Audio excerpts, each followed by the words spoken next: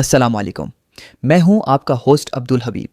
आज हम आपको बताएंगे जम्हा के दिन दुरूद पाक पढ़ने की फ़जीलत और बरक़ात, क्योंकि ये दिन तमाम दिनों का सरदार है और इस दिन हुजूर इकरम सल्लल्लाहु अलैहि वसल्लम पर पढ़ा जाने वाला दुरूद बला वास्ता आप सल्लल्लाहु अलैहि वसल्लम की बारगाह में पेश किया जाता है। दुरूद पाक पढ़ने के अहम फ़ज़ाइल, दुआ की कबूलियत। जम्हा के दिन दुरूद शरीफ पढ़ने से दुआएं जल्दी कबूल होती हैं।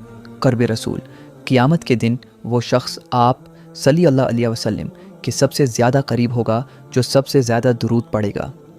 गुनाहों की माफ़ी, जुम्हा के दिन इसी मर्तबा दुरूद पढ़ने से उसी साल के गुनाह माफ़ होते हैं।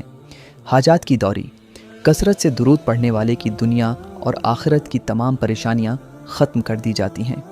रहमतों का नज़ूल, एक बार दुरूद पढ़ने पर अल्लाह ताली की तरफ से 10 रहमतें नाजिल होती हैं।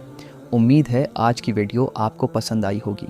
अगर आप मुस्तक़बल में भी ऐसी ही खूबसूरत और ईमान अफरोज़ मालूमात हासिल करना चाहते हैं तो हमारे चैनल फ़ेथ स्टूडियो को ज़रूर सब्सक्राइब करें और बेल आइकन को दबा दें। जज़ाकल्लाह खैर।